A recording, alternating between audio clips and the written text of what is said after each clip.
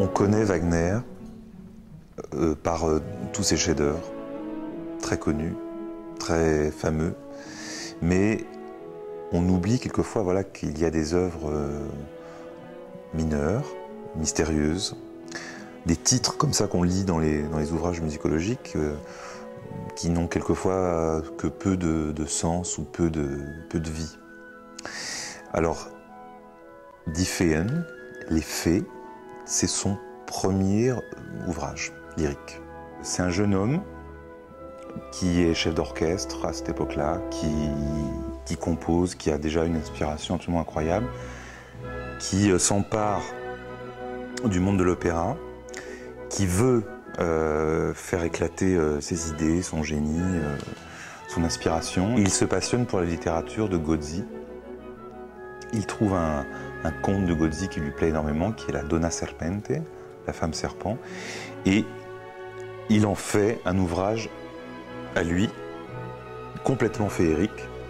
Il faut savoir qu'au début du XIXe siècle, le thème des fées, de la magie, le songe d'une d'été de Shakespeare est repris par plein d'autres compositeurs, par Mendelssohn, que les peintres anglais, par exemple, aussi se gorgent de cette atmosphère de rêverie, d'aventure incroyable, de magie. C'est aussi un courant, bien sûr, qui a commencé à l'époque baroque, mais qui est, à ce moment-là, au début du XIXe siècle, très important.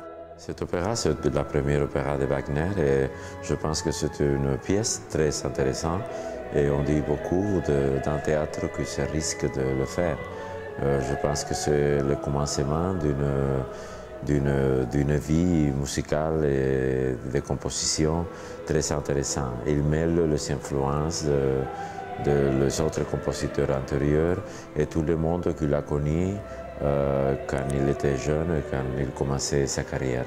Pensez à Weber, pensez à Schubert, pensez à Schumann, pensez à Mendelssohn et surtout pensez quand même à Wagner. Parce que vous le reconnaîtrez, vous l'entendrez, vous entendrez par moments des passages avec une envolée absolument incroyable, un lyrisme absolument bouillonnant, comme si Weber, tout d'un coup, avait pris des amphétamines et nous avait composé encore un opéra après Oberon. Je pense qu'évoque le monde magique, le monde des jeux, le monde le jeu intellectuel. Et ça, je le trouve très intéressant dans quelques opéras ou dans quelques créations sur la scène. Je pense qu'on pourrait comparer les faits avec les video games, le télécommande video games.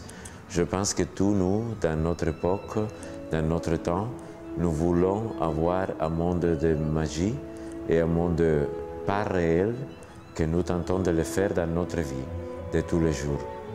Et c'est très difficile. Et pour ça, je pense que c'est très populaire, les video games ou l'aventure, c'est magique et ce sont des aventures et des histoires impossibles. Ça, je pense que c'est dans les faits. Ne vous méfiez pas trop, soyez curieux, c'est un bijou.